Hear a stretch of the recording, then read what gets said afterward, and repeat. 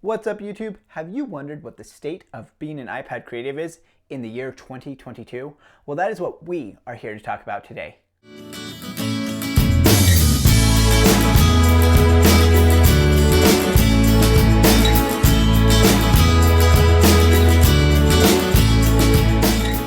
Welcome back. My name is Ben Nielsen. I'm a media design educator, and today we are here to talk all about the iPad in 2022, and specifically if you can be a creative on the iPad in 2022. I'm going to be doing a series of videos for 2022 talking about kind of my setup and the things that I do, and I'm starting off with the iPad because I know a lot of you come to this channel to see about iPad creative options, and you might be wondering what's it like in 2022, because things have changed a little, but not as much as maybe we thought they were going to when we started out in 2021. So let's get right into it. So the iPad is a fantastic creative tool. I've been saying this for years. And there are people who even previous to 2022 and 2021 and 2020 and even before that have been using the iPad as a primary computing device. And that is a discussion that I've gotten into before on whether or not it can be a laptop replacement or if it's something else. That's not what we're really here to talk about today. We're here to talk about the state of the iPad as a creative tool in the year 2022 as we are starting out. And I love to use the iPad as a creative tool. I use it all the time, so I'm already biased towards it being a great creative tool.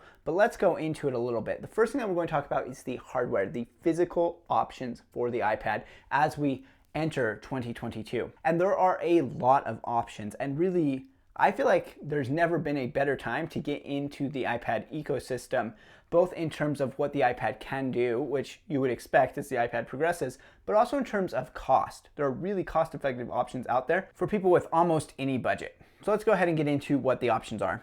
I've got them written down here on my iPad, believe it or not. So first off, in the hardware category, we're going to talk about entry-level iPad. This is the iPad that is aimed at the education market. It costs about $320 or $300 in the education pricing, and it is a total steal.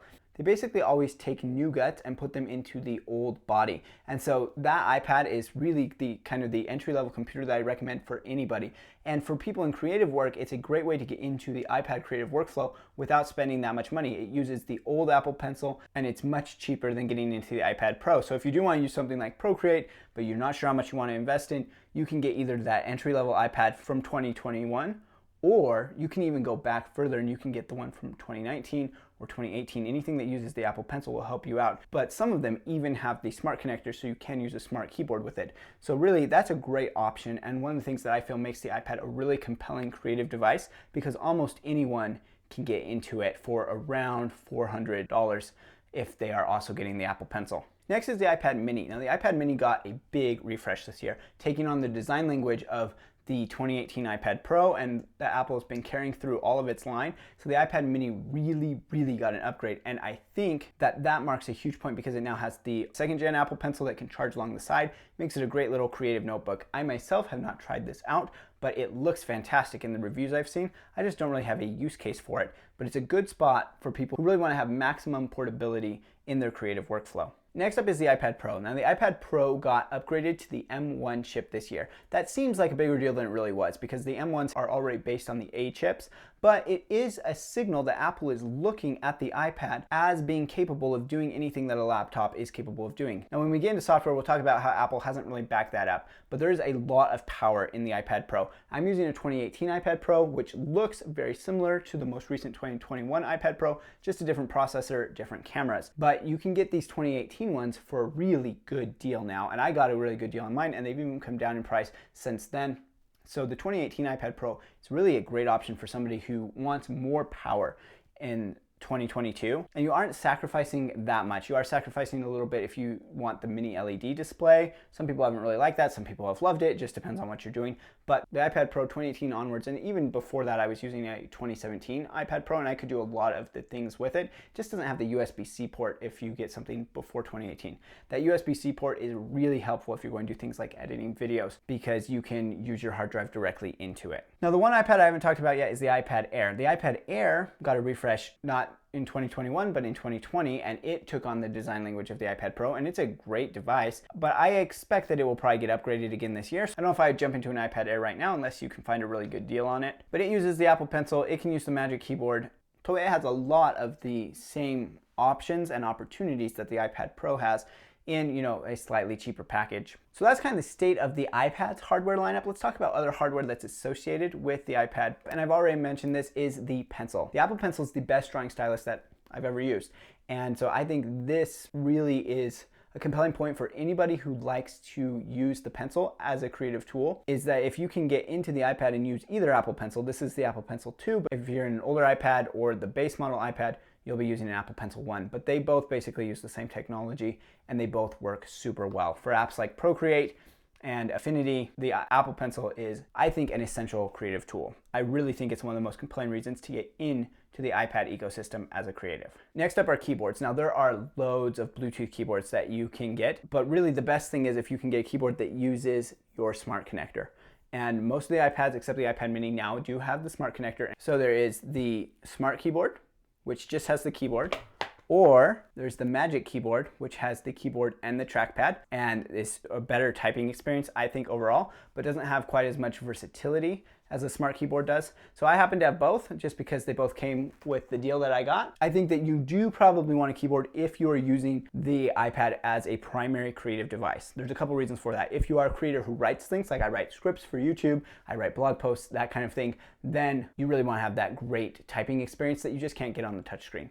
And that kind of rules out the iPad mini because it doesn't have the smart connector and it can't hook up to any of Apple's own keyboards if you're going to be using that a lot. The other reason that a keyboard's really useful, in my opinion, isn't necessarily for writing, but for keyboard shortcuts. So it's really useful when I'm editing in something like LumaFusion to be able to use the keyboard shortcuts. That just speeds up the workflow. It makes it feel more like a desktop editing experience with still all the benefits of being able to use a touchscreen and the portability of an iPad. So for me, I'm using the iPad Pro, Apple Pencil 2, and then I have both keyboards, but I'm primarily using the Magic Keyboard. And I do still have this Origrid case on here. You can check out my full review of that. It hasn't fallen apart yet, but I still am not really recommending it for people just because the build quality is not great. But while we're talking about that, let's talk about some other hardware within the iPad ecosystem that's out there. As far as hard drives go, you can hook up pretty much any hard drive through the USB-C port, or if you have an adapter through the Lightning port if you have a Lightning iPad. And that works pretty well. One of the big advantages that happened this year was LumaFusion, which is one of the best video editing apps on the iPad, adding the ability to edit directly from a hard drive. That was huge. I really hope to see other apps follow that because being able to work from the hard drive makes you so much less dependent upon the iPad's internal storage, right? Which can be very expensive to get enough internal storage to actually be able to do a lot of creative work if you're working with video especially, but also if you're working with photos or large design documents. It's just really helpful to be able to do that work directly off of the hard drive. And LumaFusion added that in last year. I hope we will see other apps do that as we're heading into 2022 with their updates this year. Other hardware that's out there is the Logitech keyboard that works with the smart connector. I know several people using that. That has a trackpad on it. It works quite well. Maybe not quite as great a typing experience as Apple's own Magic Keyboard, but at significantly reduced cost. So you might check that out too. That's from Logitech. Logitech also has a pencil competitor that they actually worked on with Apple to use the same technology. It's called the Crayon, and it's supposed to be used in schools, but it's also a great kind of entry-level, cheaper stylus that still uses the same technology. And of course, there are tons and tons of third-party capacitive styluses. Not something I would really use for creative work most of the time, because you really want something that can give you pressure sensitivity and greater accuracy and have that connection while still having low latency. Audio is not necessarily my area of expertise, but there are a number of audio interfaces that can be hooked up to the iPad to be able to do different audio systems on it. I would refer you to Henny's channel for that. Henny's talked a lot about doing music and audio production on the iPad. So I'll link Henny down in the description of this video because he knows a lot more about that than I do. Okay, now that we've covered the hardware portion of this, go ahead and drop in the comments. Let me know if you have any questions about the hardware associated with iPad and using it for creative work and what the different options are. But let's move on to the software. And software has been kind of the holdup for iPad creative work for a while for a lot of people because there hasn't been kind of this fulfillment on the promise, especially from Apple. So we are still here in 2022. We still don't have Final Cut Pro. We still don't have Logic Pro. And then from Adobe, we still don't have a real version of Photoshop, even though they promised a real version of Photoshop. We just have kind of this hokey version of Photoshop and then kind of a half-baked version of Illustrator. And then they're like low-end Premiere Rush software. So what is the state of software for creatives on the iPad in 2022? Well, I can tell you it's actually not that bad. It's not as bad as it sounds when you put it that way, when you're looking at just the major players. But when you start looking at alternative software, like I like to talk about on this channel, it's actually pretty good. So let's just go through some of the creative fields and see what the software is that they have available on the iPad. First, let's start off with graphic design. So the best app here on the iPad is Affinity Designer. It is so much like its desktop counterpart that they're virtually indistinguishable in what they can actually do, and you can do pretty much all of your graphic design needs straight from an iPad. I do it all the time. I'm always doing design work on the iPad when we're on the road and traveling and that kind of thing. Even though I still use the M1 iMac desktop for a lot of things, I can do anything I need to do for graphic design on the iPad. So Affinity Designer is great. There's also Affinity Photo. If you're going to do some raster-based graphic design, you can use that. We'll talk about that a little bit more in the photo section, but Affinity Photo is great. What we're still missing is Affinity Publisher. So doing any kind of publication, layout work, we're still missing a really good app for that. On Adobe side, they do have Illustrator. Illustrator on the iPad is pretty good, but it is lacking lots and lots of features. Affinity Designer is still way ahead of Illustrator in terms of features on the iPad.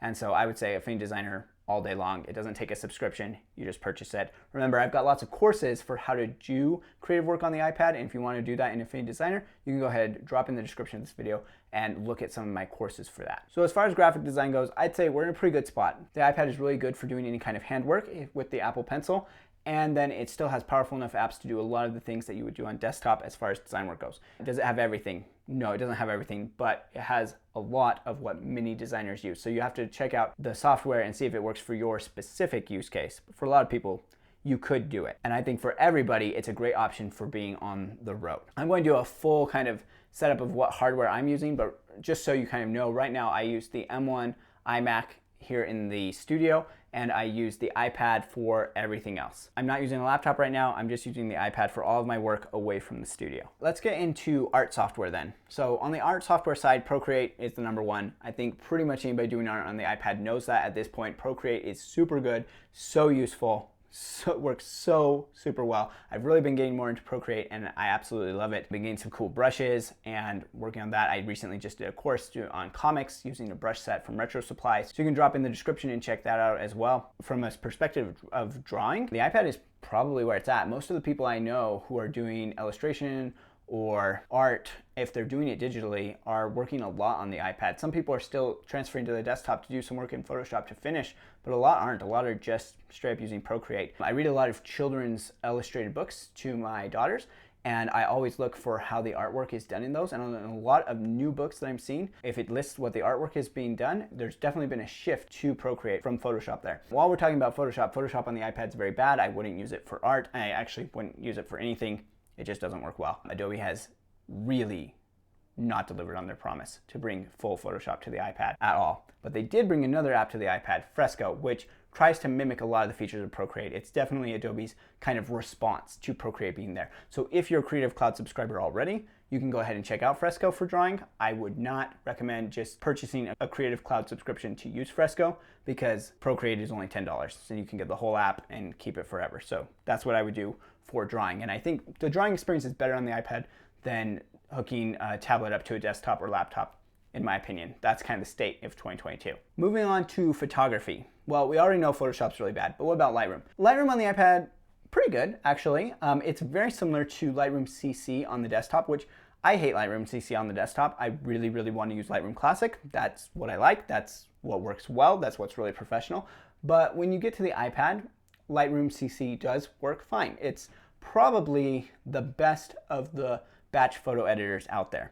But of course it comes at a subscription cost. But I definitely think that a photographer doing weddings or portraits or something like that could make it work on the iPad, and they could definitely, even if they're going to go finish on the desktop, they could definitely get a lot of their field work done on the iPad. Especially if you can hook in a USB-C drive directly into your iPad, get a lot of your work done right there, maybe when you're on location or something like that. Lightroom could work for you if you're a CC subscriber. There are some other photography apps that I really like to use. One of them is Darkroom. Darkroom has been really an excellent app for me, but it's not quite as powerful as Lightroom, and it doesn't have all of the features. So for pretty easy batch edits, Darkroom's great. I've also found that Pixelmator Photo works pretty well. Its engine seems to be a little bit better than Darkroom's as far as like handling highlights and shadows and that kind of thing, but it's not as great for batch editing, and doing the batch edits is a little bit more clunky. I can do a lot of my photography work on my iPad, although I'm still using Lightroom on the desktop for a good chunk of my photography, just because when I am in the studio, I like to have that bigger screen, and Lightroom I think is still the best desktop app for batch editing. And then of course, if you're really getting into the details on your photo, there's Affinity Photo. Affinity Photo is very, very comparable to the desktop version of Affinity Photo and the desktop version of Photoshop. You can do most of what you need to do in there. It's got a raw engine, so you can bring in your raw and edit that, but then it also has all of the options to be able to do selections, masks, layers. Everything you might want to do if you're creating a photo composition can be done in Affinity Photo on the iPad, and I've got a whole course on that as well that just kind of introduces you to Affinity Photo, so you can drop in the description and check that out if you want to. And that brings us to video. What's the state of video editing on the iPad? Well, LumaFusion is by far and away the best that I've found. I don't like Adobe Premiere Rush. It's very limited, especially if you don't have a Creative Cloud subscription.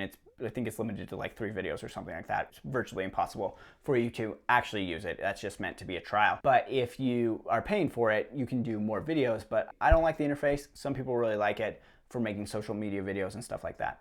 But I think LumaFusion is the way to go here. LumaFusion is pretty much full featured as far as the timeline editing features of it go. It came way up with LumaFusion 3.0 in 2021. And so we're in a much better spot than we were before. I mentioned earlier that it can now edit directly from a hard drive. That was really like one of the hurdles that we had to overcome in order to really be able to get a solid editing workflow down on the iPad. And since that's out of the way, things are looking way up. They brought back audio plugins so you can do more audio work, and they made a visual audio editor. So that has really improved.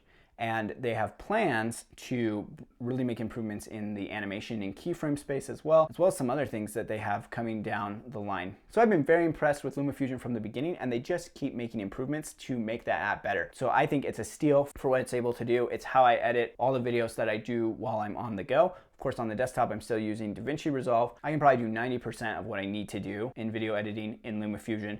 And I'm doing that for all of the vlogs we do for Yellow Van Travels. I'm just using LumaFusion because I do a lot of that editing while we are out on the road or traveling or on an airplane or something like that. So I'm doing all of that on the iPad. You just can't beat the compact setup of the iPad for being able to edit videos on the go. But when it comes to animation and effects, there really isn't anything out there that I've found yet that can do it. There's nothing that comes close to After Effects or Fusion in terms of being able to do animation and effects. You can do a little in LumaFusion, and depending on your video workflow, you might be able to do enough. Like for my vlogs, I can do enough. That's fine. I just use the features that they have there, and I make it work. But there isn't anything that you're actually going to be doing like real animations and real effects with.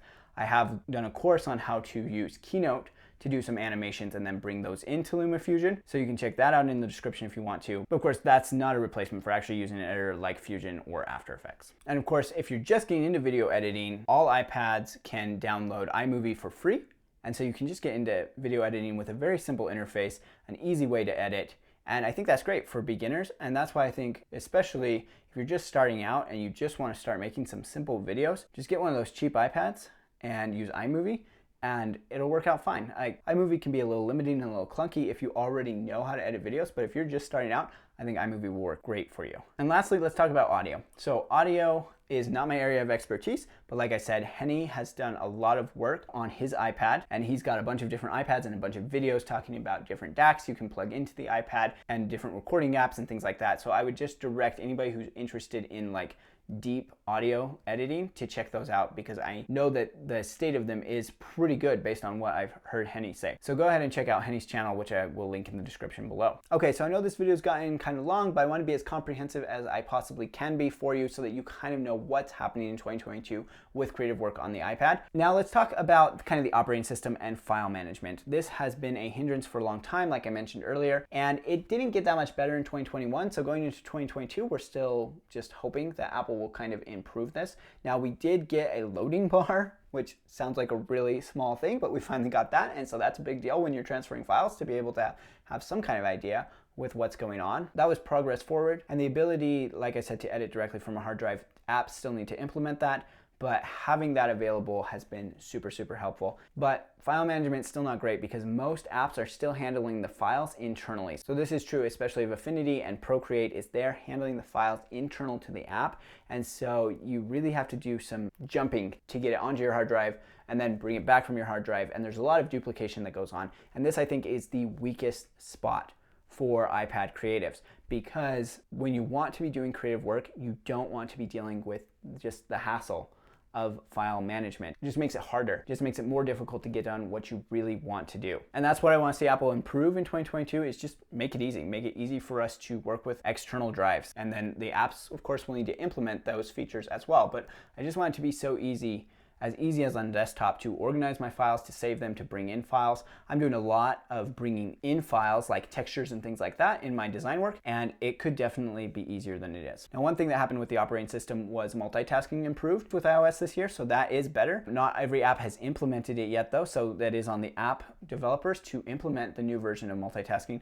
But I will say it is working a lot better to be able to have multiple app windows open at the same time, be able to split screen in a much easier way. You don't have to do the complicated like pick up, drag, that kind of thing. You just press a button and you can do it. So there's improvements happening on the operating system side, but it just isn't perfect yet. And for a lot of people, I think coming from a desktop or laptop computer, they know of an easier way to do it. And so that can be really frustrating. But for people who are new to the kind of the creative fields, either design or video editing, photo editing, I don't think they'll know the difference when they come to the iPad. They'll just learn the way to do it there and they'll enjoy it. So I think the iPad is really great for especially beginners in these fields. It's a great entry point. You can get into it very cheaply and be able to start learning things right away. And then you can invest in different setups or more expensive hardware down the road. And obviously, I'm not talking about the highest end iPad Pros with this. I'm talking about those low-end entry-level models are just really great place to start your creative work. In summary, I really think iPad creative work in 2022 is still about trade-offs. You are still going to be trading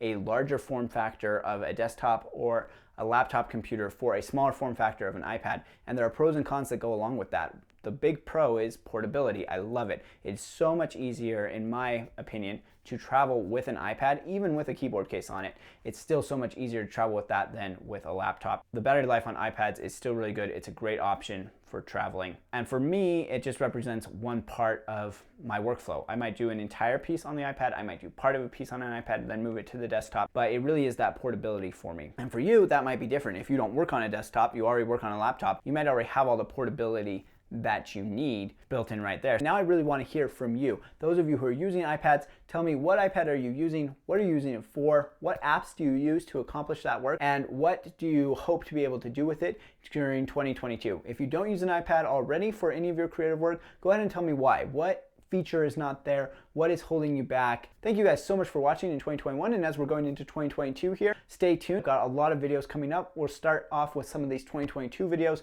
to kind of look at the state of things, look at what I'm using in my own personal creative work, and then we'll be heading into more tutorials to learn more of this creative software. So stay tuned for that.